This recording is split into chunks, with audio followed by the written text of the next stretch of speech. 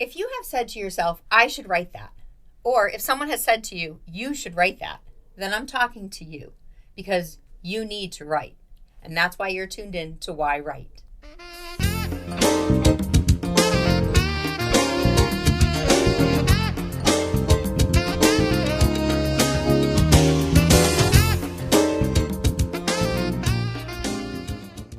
Hi, welcome to Why Write, and I am Angela Grout, the host of the show, and this is the 100th episode, which is really exciting to think that I've been sitting here for 100 different interviews, and interviewed definitely more than 100 people.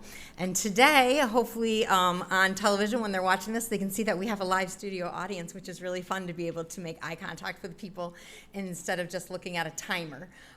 Usually all I see is a big timer that tells me how much time is left. And at the beginning of the show, when my guest comes in, I'm letting them know, at what time in the show I'm going to start wrapping it up so that we can make the 30-minute mark. However, with this 100th episode, we're going to be here for 100 minutes. Just kidding. But I was thinking I would love to go over my favorite 100 episodes of Why Write. But I don't have to do that because I can just send you to the YouTube channel and you can look at all 100 episodes and you can see all of them because they're all my favorites. But what I will tell you is doing a podcast definitely takes planning. And one of the things with doing a podcast, and for me, because I was a florist for so many years, I think it's helped seasoned me to be able to prepare for the what if. Because you never know if something will happen. Thankfully, I have a wonderful technical producer, Les, who you've just met. So I don't have to worry about the filming, the editing, the sound. He takes care of all that for me. But I do have to make sure I plan for my guests. I get their introductions, their bios for how I'm going to introduce them. Have some questions available, which, both the guests and I have agreed upon. Sometimes advanced, sometimes not, just to have on the show.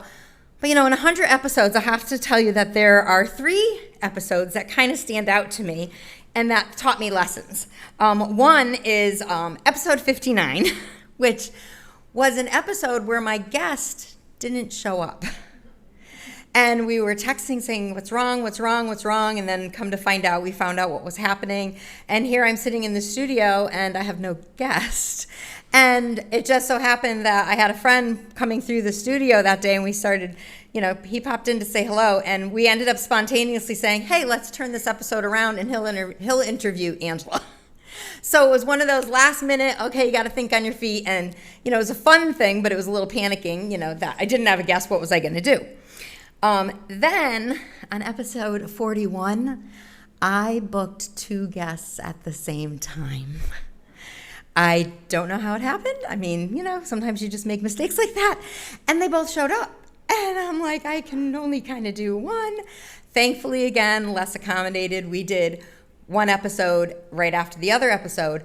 However, this is where I had to think on my feet and say, I'm doing 2 episodes in one day, but I don't want to wear the same outfit because, it's going to be a week apart. So thankfully, I had a shirt on with a jacket, so I zipped up the jacket for the first interview and then took off the jacket for the second interview, put my hair in a little different position. So those are like, just kind of little fun things that, happened.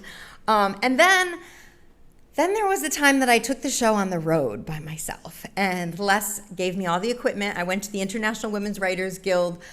They had a women's conference in Philadelphia, and while I was there, I was able to interview, I believe it was 9 different writers from around the world, so I got to do 9 different episodes. So I had to set up my own remote studio, and in doing that, I learned that you have to be aware of background noise. So there was this cute little hallway, and I thought, oh, we'll do it right here. It's a little dead-end hallway, it'll be nice and quiet. I set up everything, and we started the interview, forgetting that the elevator was there. Ding! Ding! And I said, oh, okay, I guess we're not doing it here, so we had to relocate. So doing these 100 episodes, I've learned a lot. I've made, some quick change adjustments where it needs to be. And now for this 100th episode, which again is here at the Agawam Senior Center on the community stage, right down the hall from Studio 954, where I usually do my show, is, where I get to have live people in the audience to watch this show. And because it's the 100th, it won't be 100 minutes, but it will be a little bit longer because I'm going to take this opportunity to have 2 guests today. So the day that I, planned, unfortunately booked 2 people at the same time, I wasn't able to accommodate that, but today I can. So I'm excited to announce the first guest, who is a returning guest to the show, and his name is G. Michael Dobbs, and a lot of you may or may not recognize his name. He's been a reporter for many, many years in the Western Mass area. I prepared some notes for this, but I want to specify, go to episode 82, because that is where you'll see the full episode of Michael and I talking about not only what he does as a journalist, but all of the books that he's written. But today I have him on because he has written a very cool book. So I want to introduce Michael Dobbs, G. Michael Dobbs here. And it's the 100th episode. So we are here to talk about how he wrote a 100-chapter book. And each tell us about each chapter. Okay. Any of you are writers? Okay. One thing about writing is planning. And this is the ultimate planner, anal retentive personality book challenge. And I will challenge each and every one of you tonight if you can do this, because that's how I got into this. Just so you know, I was at Reminder Publishing for nearly 25 years. I was the executive editor. Currently, I do work on Focus Springfield, which is the Springfield equivalent to this public access television station. I do a show called Government Matters. I'm doing a podcast called The Ink-Stained Wretch. Right now it's on hiatus. It's going to be coming back very shortly, and it's available on all platforms. So I'm retired, but I keep very busy. I'm retired too. I get retired every day. Ah. But I am a retired florist now, so Okay. that's what we do, is we stay extra busy. So I got a pal named Joseph Citro. And Joe is a very accomplished writer. Look up Joseph Citro wherever you want, wherever you buy books on the internet. And you're going to find a whole bunch of horror novels that he's written, which I highly recommend. He's reissuing all of them. Some of them have gone out of print. And he also is known in his home state of Vermont as the Bard of the Bizarre. So Joe collects stories about hauntings, disappearances, weird historical facts, Bigfoot, the Lake Champlain monster, the Bennington Triangle. And Joe is not, quote unquote, a paranormal investigator. Joe is a writer. And he goes out and he talks to people and he does a lot of research. And Joe one day says to me, Dobbs, I got this challenge for you. I said, what is it, Joe? I want you to write a book, 100 chapters. Each chapter is 100 words. Okay? Not 99, not 101, 100 words, 100 chapters. And I thought, okay, that's interesting. So I thought, what the hell can I write about?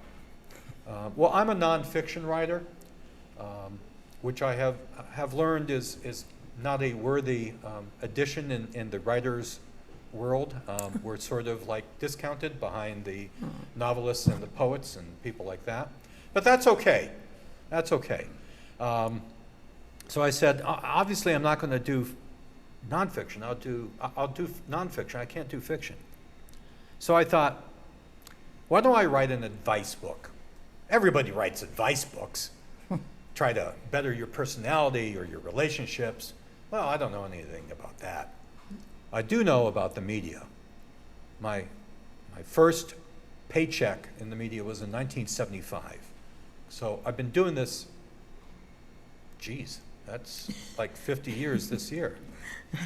Wow, it just occurred to me. It's half of the podcast episode. It just occurred to me. 50 years. 50 Congratulations. Years. Yes, and I don't know how to do it because I'm just 39. But the bottom line is that I'll write about my path in media, and I'll set it up, and then how I became a journalist, and then I will conclude with advice. Because there's a lot of things they teach you in college and journalism programs or media programs, but there's a lot you don't. There's a lot that he had to write about when this is 100 things that he didn't learn in journalism school that he now has learned. So if you're looking to be a journalist, you don't even need to go to college. If you read his book, you'll learn everything. Well, I wouldn't go that far. Okay. So I went to UMass, and we had a great journalism professor named Ralph Whitehead. Worked for the Chicago newspapers. Great guy. And here's the advice he gave to us. Number one, when you're at a press conference, if a competing reporter drops his pen or pencil, kick it across the room. Number two, when you have to go to the rewrite man. Now, I realize that probably none of you have worked in journalism, so the rewrite guy is, you're at a press conference, you're trying to meet a deadline, you go to a telephone and you dictate the story to the rewrite person who's banging it out on the old manual typewriter. I miss manual typewriters. Banging it out on the old Does this still typewriter. happen today, though, like that? I can't imagine. And now I feel like people would just dictate it into their phone or text it or Well, something. no, what happens now is they're made to like, for the people who write for Mass Live, they're made to write it and post it without it being edited. And then someone figures out that they misspelled stuff or got stuff wrong. The and audience. They revise it. So Ralph says, when you head to that payphone, there's a young woman here. Do you know what a payphone is? Okay, I'm just double checking. Use this. Use your hockey elbow. You want to get that other reporter away from that payphone. Wow. The third thing he taught us was your most important interviews will be done in bars. Here's the deal. You give them enough drinks, they get a little lubricated, a little loose. And that's when you pull out the pen and pencil and start asking Wow, questions. that's true. I know this for a fact. Well, I can tell you there have been 3 times I've interviewed someone in a bar, and the only reason I did that is that I wanted a landmark in downtown Springfield. I said, meet me at Theodore's. Okay? And no one ever drank. I didn't drink. No, I'm working. I'm not going to drink when I'm working. But, so that's the advice I got. So this advice is not that severe, but it is about things that they don't tell you about. Should I give a couple examples? I was just going to say, do you want me to read a few? But yeah, I mean, I think it's just so fascinating to me. And when he came on the last show, we didn't really talk about this book, but as soon as I thought about the 100th podcast, all I thought about was writing 100 words for 100 chapters. And it's something, I mean, I have taken on the challenge, not for 100 chapters, but I've done flash fictions where I'll enter something, and usually they'll say like 100, it has to be 100 words exactly, you know, and it's a challenge, you know, especially for me, because I'm wordy. wordy. There's, before I give you a couple examples, here's how you do it, okay? First of all, this would have been impossible with a typewriter. I'm sorry, to count out each word on that piece of paper, you know, because inevitably you're going to forget where you're at, you know. There's a distraction, you got to recount. So once you learn what 100 words sort of looks like, always add a couple more adjectives and adverbs than you need. Because if you're going to cut something, cut an adjective or an adverb. Cut a descriptor. It's far easier to front load in a couple things that you really sort of think you're going to cut out. And that's a secret. And you know, we all write on computers, everyone's got word count, and so the book is actually technologically able. You're able to do this. So I'm standing in Chicopee at a park one spring morning. It was Mayor Koss was saying some blather. No disrespect to Rich Koss, it's just when you've been in the business as long as I have, it's sometimes. So anyway, I'm standing there, and I realize that standing next to me is this very tall, very blonde young woman. She was a weather forecaster at the time at TV 22, and obviously she had been pressed into reporting duty that day. Now, TV people tend to look at newspaper people as sort of modified lepers. They don't really talk to us much. That's okay. We're the ones who are going to get it right. Yeah, I'm throwing shade. The writer. Yes, I'm throwing shade. So I notice her shoulder, I'm 5'10" on a good day. Her shoulder is like here next to mine. Okay. So the mayor starts talking and taking notes, and I just noticed that her shoulder is like here next to mine. And I'm going, what's going on? So I looked down at her feet. She had, to match her blood red cocktail dress, she was wearing blood red stiletto heels. And the heels were now sunk all the way to the bottom of the shoe in the moist And she's spring still this soil. tall.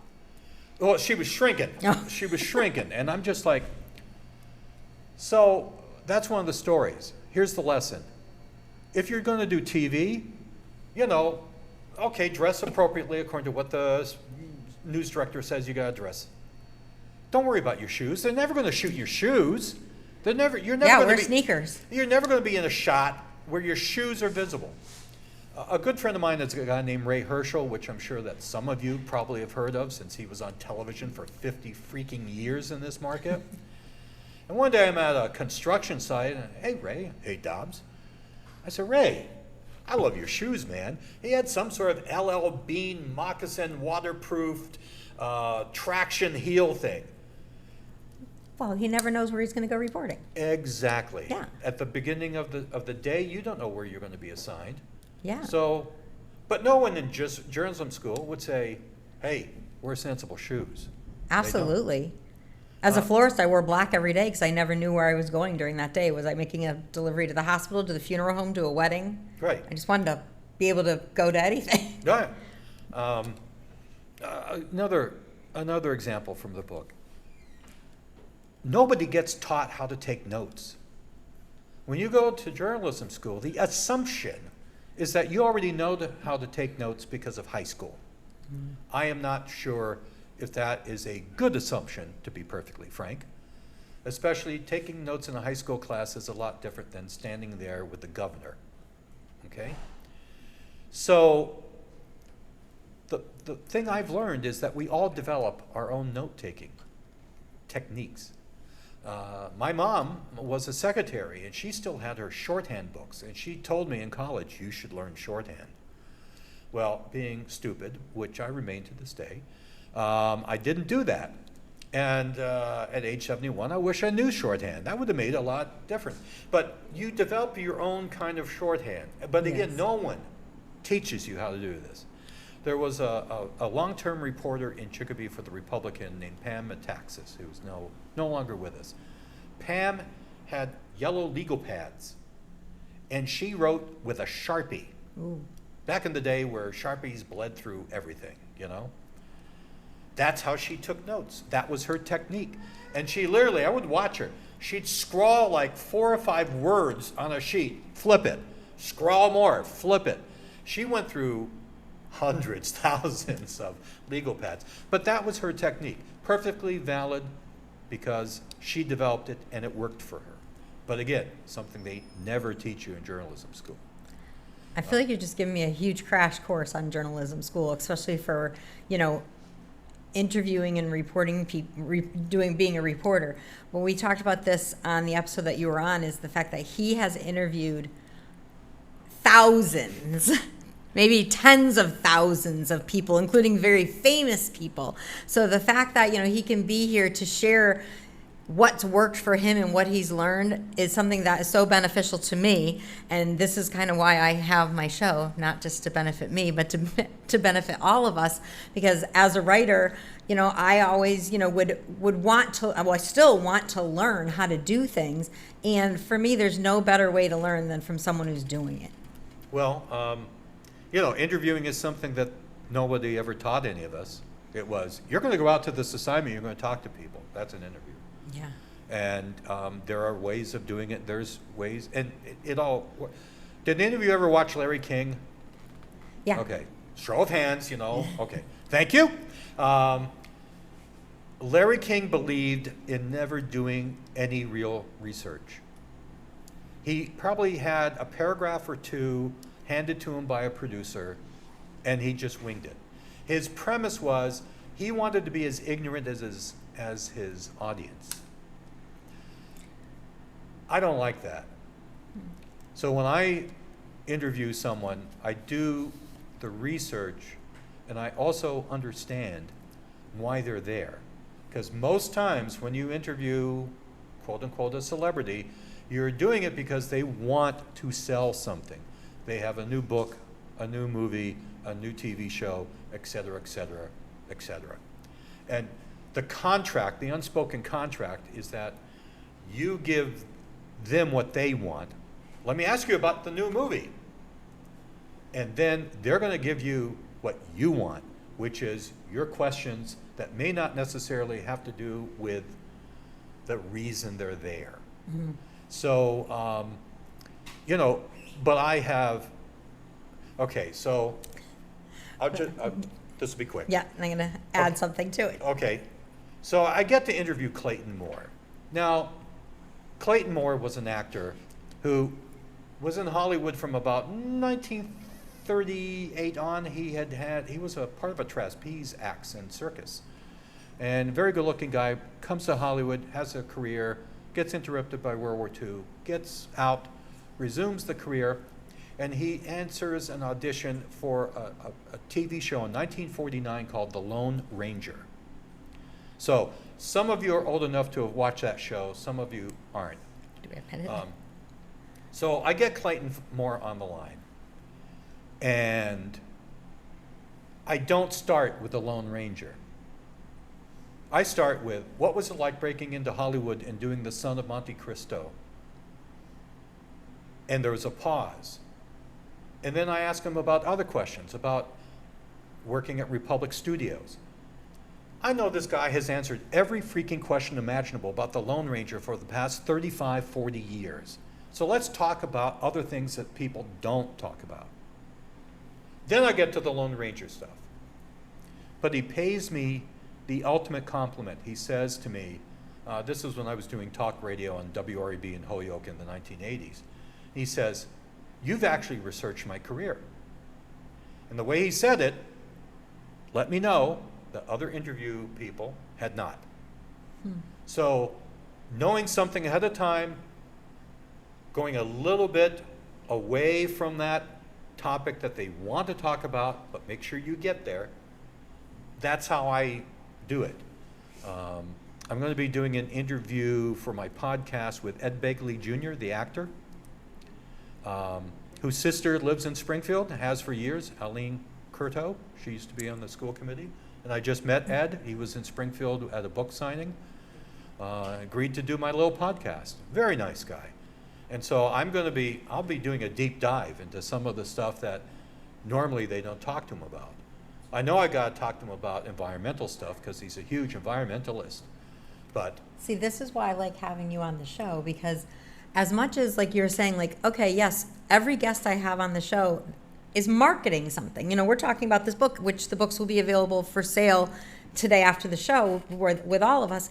But, you know, you're marketing this, but I'm not necessarily, I mean, we are asking what's in that book, but the story of like why you wrote it is fascinating, you know, and the reason why you felt like, you know, this is a fun project to do. Those are the things that I like love hearing about, because it just shows the passion behind what you're doing. And then when you're sharing all these different ways that, you know, you've learned in the shortcuts, you know, I'm going to say shortcuts, but like, you know, what you've learned through actually doing things are the things that, you know, people want to learn. And, you know, when someone's trying to write a book or trying to, you know, make a movie or a play or, you know, get a job, meet people, whatever, you know, the fact that they can ask someone or listen to someone like you share how you've done it, you know, like, oh yeah, you're at a book signing and you're like, hey, I have a podcast, do you want to come on it? Like, you know, these things, these casual conversations that, you know, some people make such a big deal about and they get so stressed over, and it's like, you know what, just like step back and be in the moment.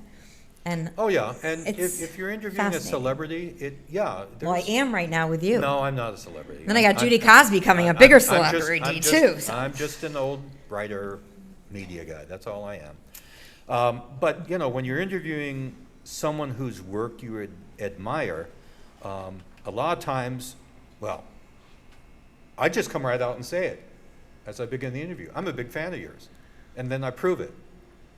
I interviewed Maureen O'Hara.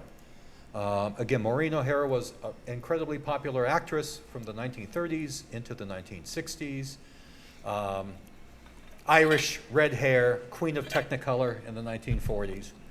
And I interviewed her. The first thing I said is, I've had a crush on you since I was 12 years old. Oh, That's called an icebreaker. yeah. Then I said to her, I don't think you ever got the respect that you should have gotten in Hollywood. And then she admired you. Said thank you. And she says, you're absolutely right. I mean, Yeah. if you've ever seen a Maureen O'Hara movie, she did a lot of films with John Wayne. She did a ton of stuff.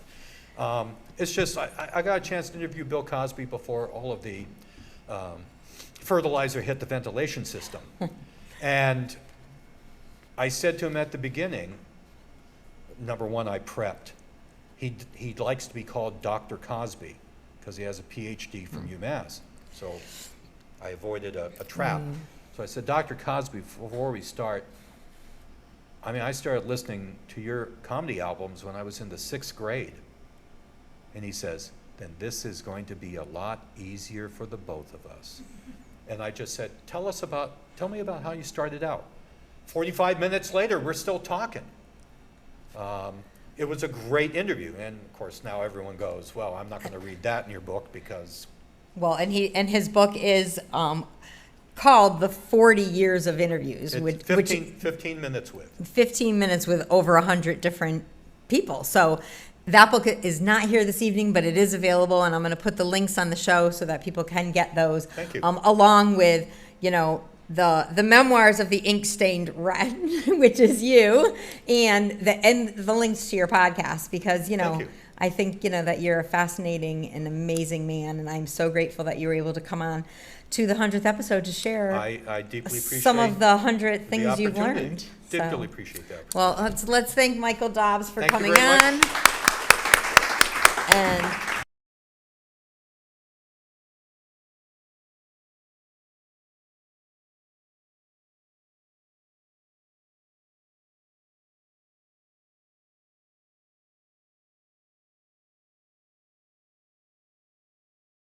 Judy Cobbs is my next guest. She is a resident here in Agawam. She, again, is a returning guest. She was on episode 12, so very early on. She's the first dozen there.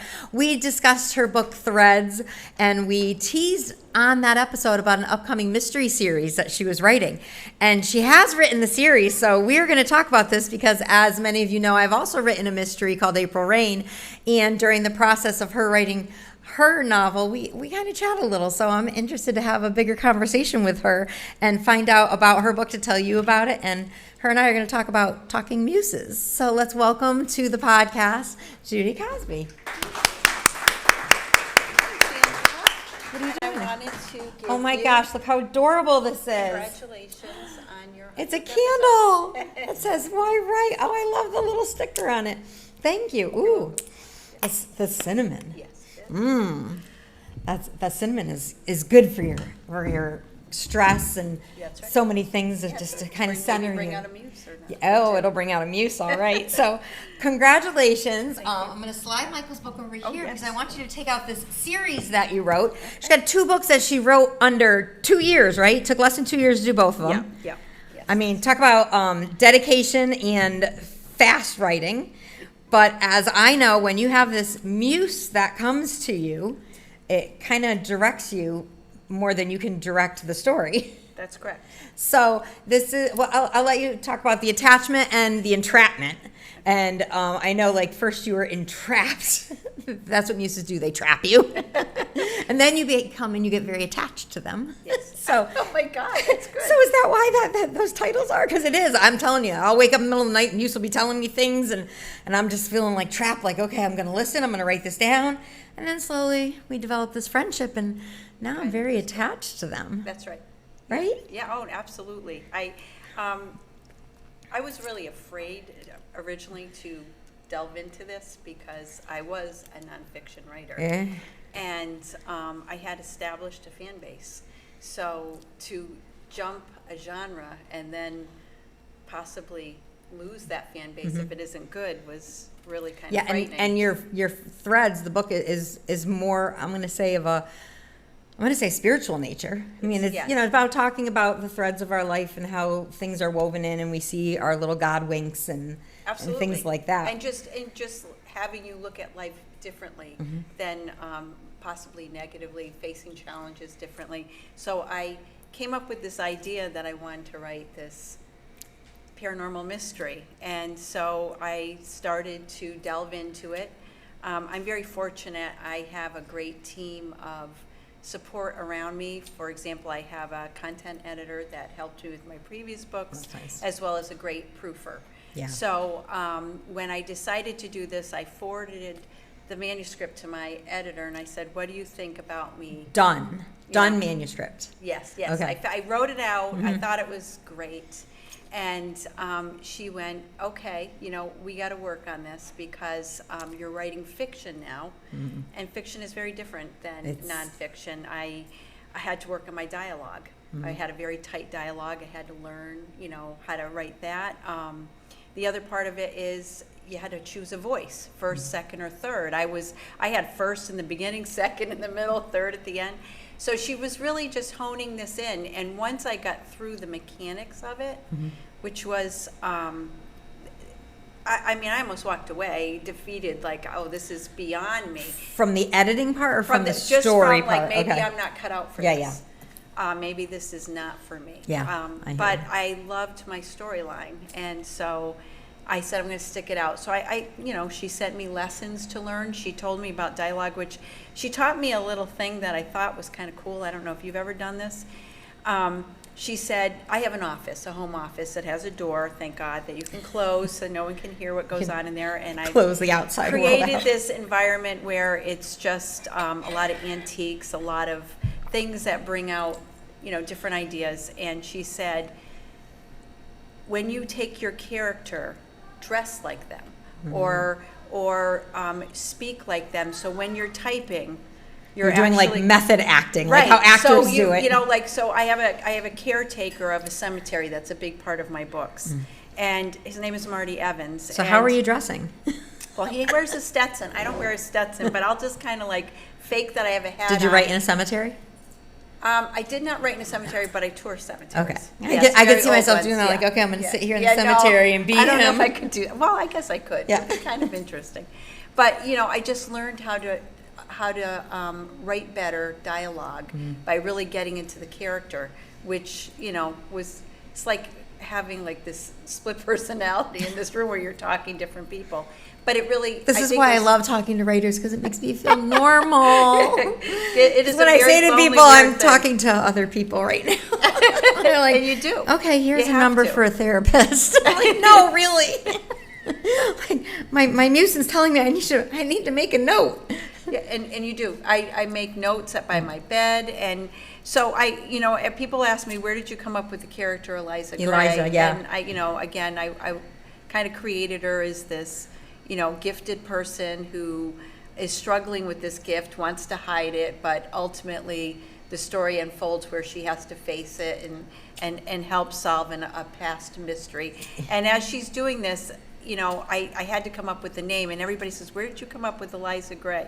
And I mean this, I was typing the story, and it was if she literally came in the room, sat down and said, I'm Eliza.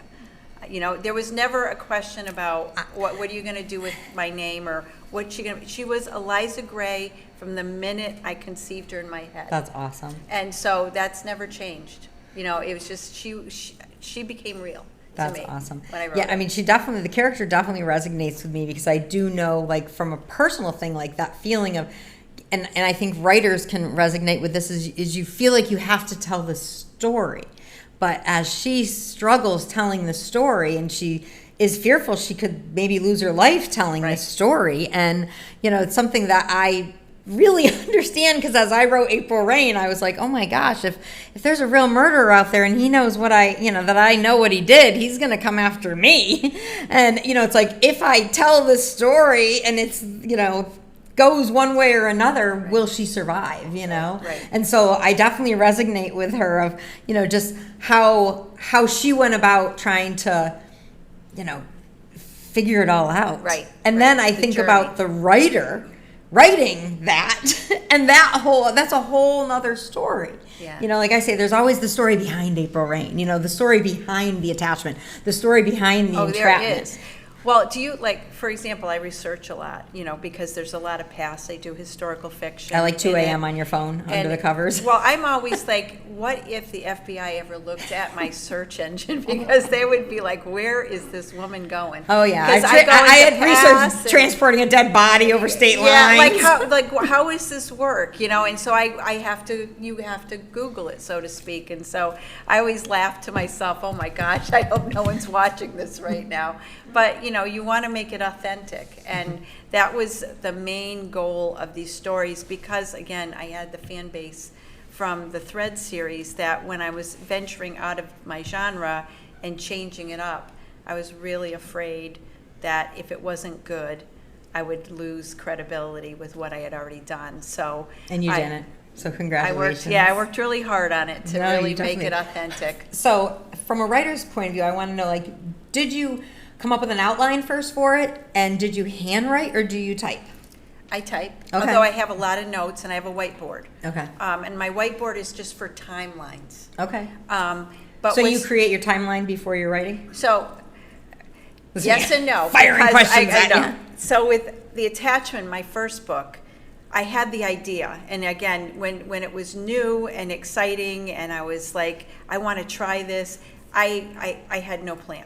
Like I knew where I was going, but literally the book took me to where it led. It just did. I didn't have a plan. When I hit the entrapment, I actually planned it out. I actually wrote out a timeline with each chapter, so I had a designated idea of where I was going with it. And I think they probably are two very different books based on that. You know, I don't. People love them both, but they'll always go, "Oh, I think you found your groove on the entrapment." Ah. Yeah. Well, because they probably see a more concise Right. story where, well, it's a little more chronological. Well, you know, the other thing is, I think with the attachment, I had to introduce the characters. I had to introduce the storyline. So I got that out of the way with the entrapment because it's just it's the second in the series. So I think it was an easier flow. I had my characters down for the most part. And you had the same editor and the same proofreader for it, so Correct. they followed the storyline Correct. too. Correct. Did they have to reintroduce anything or remind your readers of things at certain points? You know, that was advised that I just touch, you know, you don't want to drone it on because Right. these are people who are, if they're buying the second one, they've already read the first one. You don't want to make it boring.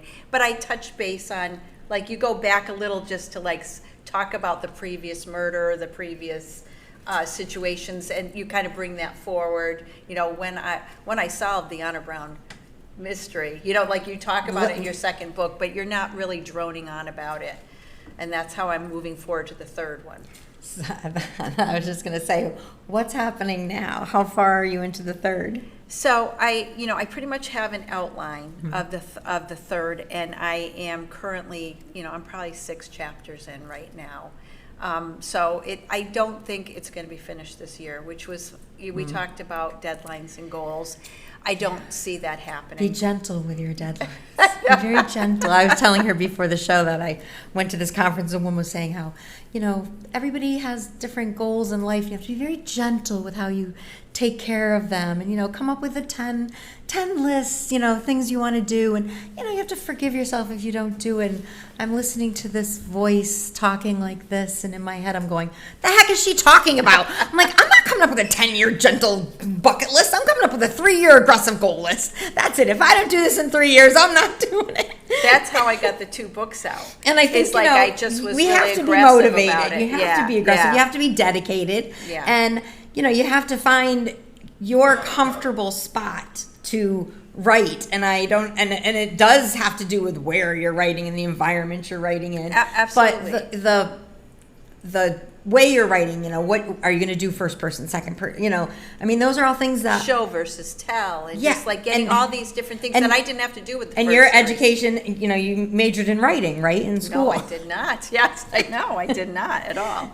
So that's the thing is, it's not like we went to school to learn all of this. We're learning on our own. I mean, thankfully, we have people like, Michael Dobbs that we can learn from, who did go to school and can teach us. Right, and you do, you go on websites and you learn from different webinars and things, and you get a taste for what other people can give you for advice, and you take that. My editor, she saved me so many times with just saying to me, now that you're going to write fiction, so are you going to be a cozy mystery? Are you going to be a thriller? Are you going to be a suspense? And I'm like, no, I'm just making a paranormal mystery story. Right. And she's like, no, you need to hone that in. And she had said to me at one point, I think you need a sidekick in this. And I'm thinking, well, she's got a friend, she's got a husband, why do I need a sidekick? And she goes, I just think you need something extra. And for 3 days, I sat there going, what kind of sidekick am I going to have? And then I was typing, and my great story. My great Pyrenees came in and shoved the door open and kind of sat down and looked at me. And I thought to myself, well, I need a break. And I, pet him, rubbed his belly, and he walked out of the room. About maybe 2 minutes later, came back in, smacked me on the leg, let's go out.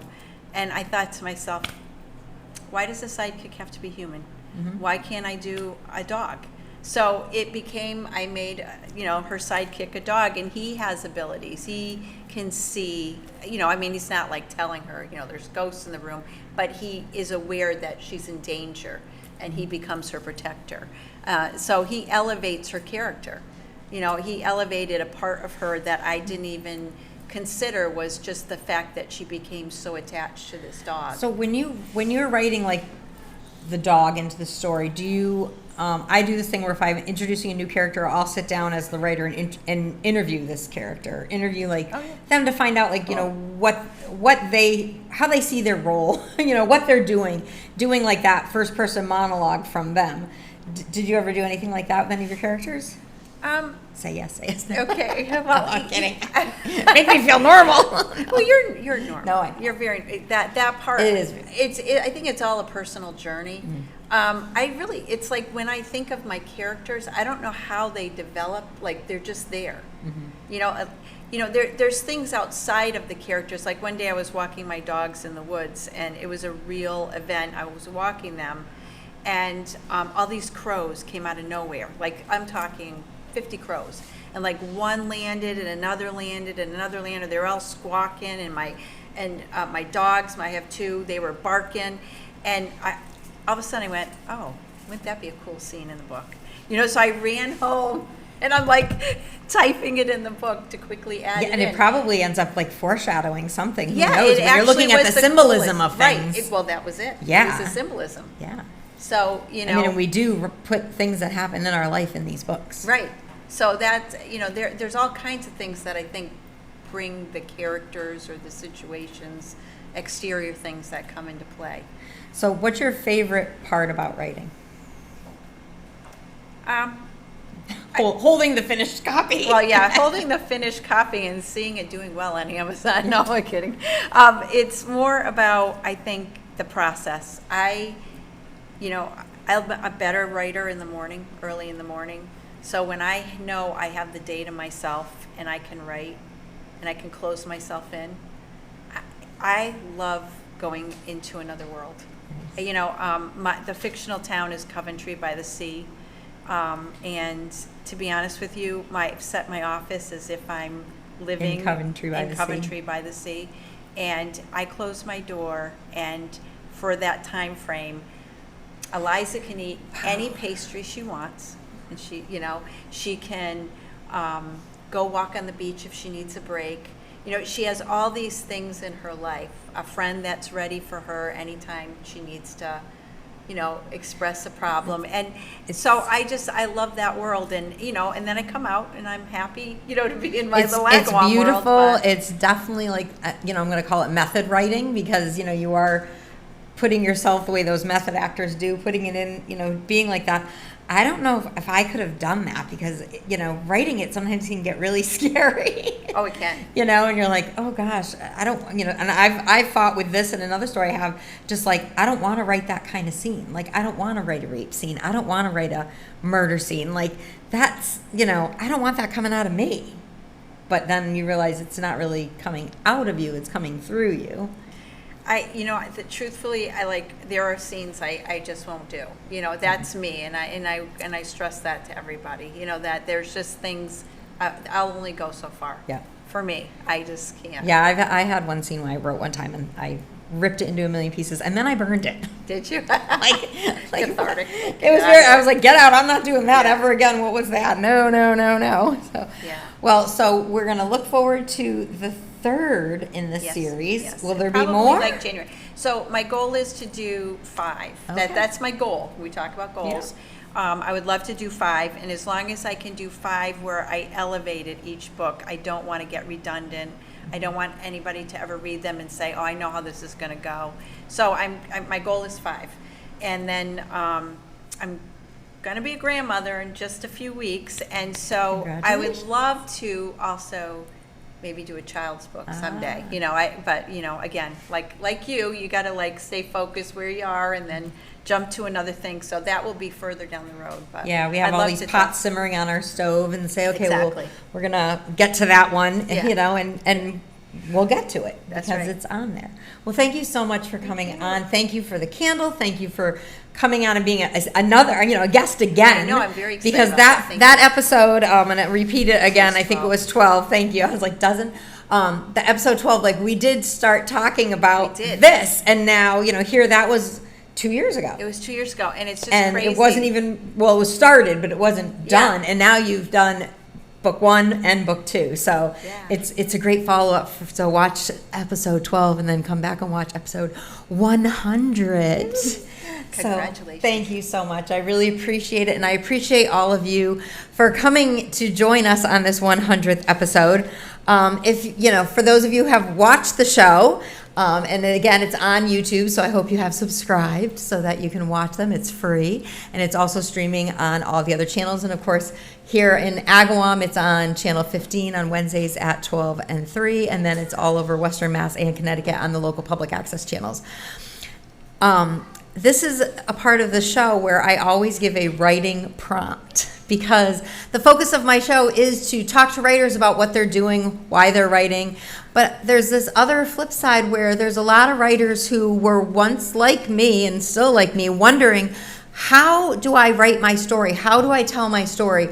And the goal of my podcast is to have different writers on, whether they're songwriters or screenwriters or keynote speakers or comics or poets or novel writers, fiction writers, memoir writers. And when you hear how they wrote their story, you might say, you know what?